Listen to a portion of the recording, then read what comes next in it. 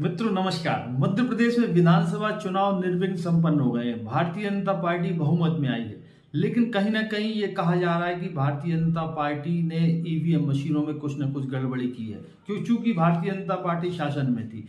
इन सभी मामलों को लेकर सुप्रीम कोर्ट के एक वकील हैं नरेंद्र मिश्रा, जिन्होंने सारी मामले को लेकर chief justice of India DY Chandrachud को अवगत कराया है। उनका ऐसा कहना है कि चुनाव आयोग ने जो एक शिकायती पोर्टल बनाया था, उस पोर्टल पर लगभग 15,000 शिकायतें पेंडिंग हैं। उन शिकायतों का निराकरण अभी तक नहीं किया गया है। कंप्लेंट्स मध्य प्रदेश के इलेक्शन कमीशन और चीफ इलेक्शन कमीशन के पोर्टल में पाई गई, जिसको कि पत्रिका न्यूज़पेपर ने अपने पोर्टल्स पे उसको प्रिंट मीडिया के माध्यम से भारत देश के पोर्टल्स पर उसको रखा, जिसमें यह स्पष्ट लिखा गया कि 15,000 कंप्लेंट्स मध्य प्रदेश के इलेक्शन कमीशन के बिफोर पर पेंडिंग है, जिसका स्टेटस देखें। ये उसका वो था, टाइटल हेडिंग थी। हमने उसी दिन से 22 नवंबर से प्लान बना लिया था कि शायद हो सकता है कि chief election commission of India जो है 3 दिसंबर लास्ट डेट है, जिस दिन काउंटिंग की डेट है, उसके पहले उसमें शायद निर्णय ले लें और वो जो पेंडिंग डिसीजंस हैं उसको जो है तो वो डिसाइड कर लेंगे। एप्लीकेशंस कंप्लेंट्स की मैं बात करूं तो ध्यान रखना है वोटर्स की बात है। अब इसके साथ में क्या हुआ कि 3 दिसंबर की डेट जैसे 12-1 बजा तो हमें समझ में आने लगा कि ये तो पूरा इलेक्शन का रिजल्ट आने वाला है, 1-2 घंटे में लगभग क्लियर हो जाएगा।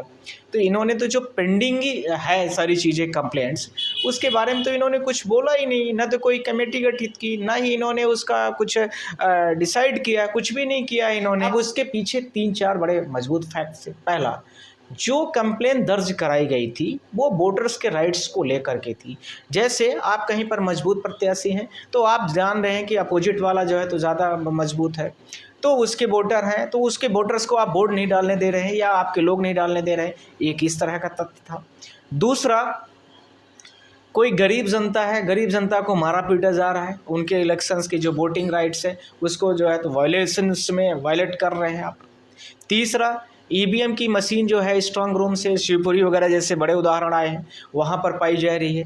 उज्जैन वगैरह में भी आप लोगों ने बड़ी बड़ी घटनाओं के बारे में देखा है, पूरे भारत देश को पता है।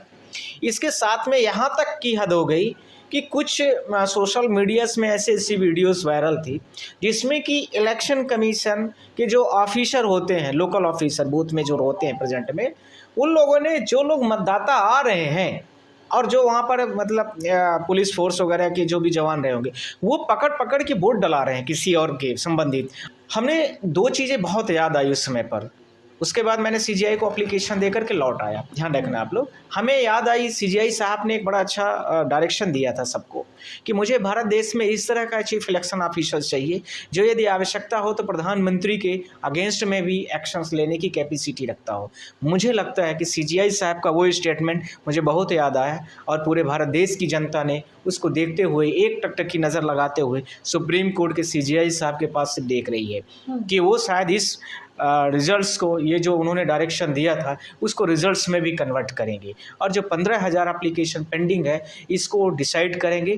तब तक के लिए, ये मेरा बहुत इंपॉर्टेंट स्टेटमेंट, तब तक के लिए जो मैंने वहाँ पर प्रेयर किया है कोर्ट से कि तब तक के लिए जितने भी मध्य प्रदेश के सर्टिफिकेट्स बांटे गए हैं, जितने भी चुनाव की प्रोसीडिंग हुई है उसको रिकॉल कर दिया जाए, स्टे कर दिया जाए। ये मेरी उनसे प्रेयर भी है। इस प्रेयर्स के बात करने के बाद कल मुझे फिर से बुलाया गया। मैं गया था वहाँ पर कोर्ट में, चीफ कोर्ट में, अपने चीफ कोर्ट में मुझे बोला गया कि आप पेपर वो उसको प्रॉपर तरीके से थोड़ा सबमिट कर दीजिए।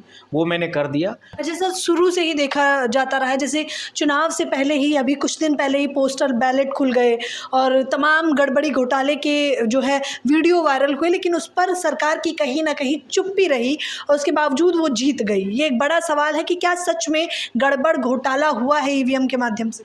बहुत सारे जगह पर बैलेट पेपर्स के जो अपोजिट्स वो होते हैं, कैंडिडेट्स होते हैं, वो कैंडिडेट मौजूद नहीं है और इलेक्शन कमीशन के जो एम्प्लॉइज़ हैं वो अपने से पहले से ही शुरू कर दिए। जैसे डेट का टाइम मान लीजिए 8 बजे का निर्धारित है, 8 बजे एजेंट्स नहीं पहुंचा, जो विभिन्न पार्टीज होंगी या विभिन्न जो इंडिपेंडेंस कैंडिडेट होंगे उनके एजेंट्स होते हैं जगह जगह पर, अब वो नहीं पहुंचे और आपने अपने से ही डिसाइड कर दिया कि फलानी पार्टी के इतने लोग हो गए, फलानी पार्टीज कितने हो गए, फलानी पार्टीज कितने हो गए। पर फिजिकल हुआ, ये ध्यान रखना, फिजिकल में ये चीज़ें जो फिजिकल में हुई, यानी जो बैलेट पेपर में होते हैं उसमें कांग्रेस को बहुत ज़्यादा बहुमत मिला था। उसमें तो कोई कुछ था नहीं बीजेपी के पास में, या जो भी अन्य पार्टीज़ रही होंगी, कुछ नहीं था। पर उसके बाद में जैसे जैसे ही ईवीएम का खुलना शुरू हुआ है, तो मुझे तेज़ से वो 15,000 जो कंप्लेंट्स पेंडिंग पड़ी हुई है, वो उतना ही तेज़ी से मेरे दिमाग में रिमाइंडर करने लगी। और मुझे लगा कि मुझे सीजीआई साहब से इस चीज़ के बारे में अवगत कराना चाहिए कि साहब ये परेशानी है, जिस पोलिंगों की ये काउंटिंग दिखा रहे हैं वहाँ पर बहुत सारी वोट नहीं डाली गई है, या बहुत सारी वोट नहीं डालने दी गई है, या बहुत सारी वोटों को आउटसोर्सेस के माध्यम से उसको कंट्रोल किया गया है, या खुद में डलाई गई है। इस तरह के बहुत जगह पर मारपीट की गई है, बहुत जगह पर पैसे जैसी चीज़ों को इन्वॉल्व किया गया है। तो ये सारे हमारे मुद्दे थे। सीजीआई साहब ने एक बहुत बड़ा जजमेंट दिया था, उस जजमेंट का भी मैं उल्लेख करना ज़रूरत समझ रहा हूँ। उन्होंने बोला कि chief election commission of India की जो पोस्ट है उसको 3 लोगों के बीच से होनी चाहिए। एक तो सीजीआई उसका मेंबर होना चाहिए, दूसरा अपोजिशन का लीडर होना चाहिए, तीसरा उन्होंने बोला कि जो रूलिंग पार्टीज़ है, जस्ट लाइक टू द जैसे अभी बीजेपी रूलिंग पार्टीज़ है, तो उस पार्टीज़ का जो भी होगा है ना, करंट जो रूलिंग पार्टीज़ है उसका जो हेड होगा वो होगा। अब इन्होंने क्या किया कि इस पार्टी ने जब ऐसा जजमेंट आ गया तो इन्होंने इसमें अमेंडमेंट ला दिया पार्लियामेंट में।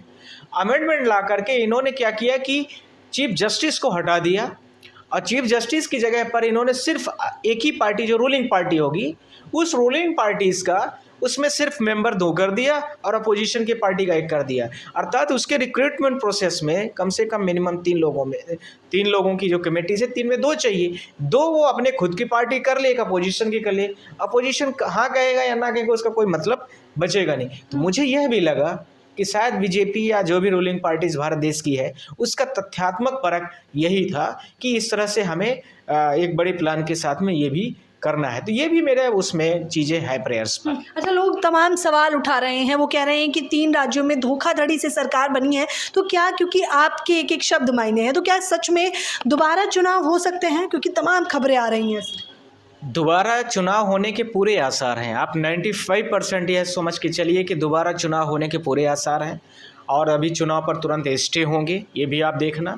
हमें सीजीआई साहब से बहुत बड़ी उम्मीद है, और एक एक वोटर्स की, एक एक मतदाता की वो जो कानूनी अधिकार है, संवैधानिक अधिकार है, उसको वो सुरक्षित रखेंगे।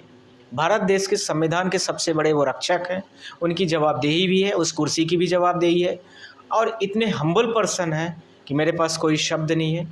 दुनिया के जो जस्टिस का एक लिस्ट यदि मेरे नज़र में आप बोलेंगे तो उनसे बढ़ के मेरे नज़र पर कोई अभी नहीं दिखता है मुझे। तो इसलिए भी मैं बहुत हम्बली तरीके से उनके सामने प्रेजेंट होने वाला हूँ दोबारा तरीके से, और इस केस में मैं बड़ी मेरिट के साथ में बहुत कुछ अच्छा होने वाला है। पर मैं भारत देश की पूरी जनता से बोलना चाहता हूं कि आप लोगों से क्या 15,000 जो एप्लीकेशन पेंडिंग है उस एप्लीकेशन को नहीं डिसाइड करना चाहिए? क्या आप लोगों के वोट्स नहीं देने वाले या नहीं देने दिया गया, मारपीट किया गया, जो आपने विभिन्न कंप्लेंट दर्ज कराई है, क्या आपका बिना कंप्लेंट डिसाइड किए हुए chief election commission of India को ऐसा करना चाहिए? मैं भारत देश की 140 करोड़ की आबादी से पूछना चाहता हूं, उसके साथ में सम्मिलित विभिन्न पार्टियों से भी पूछना चाहता हूं, क्या आप लोग इस फेवर में रहते हैं कि ऐसा एक चीफ इलेक्शन कमीशन चाहिए?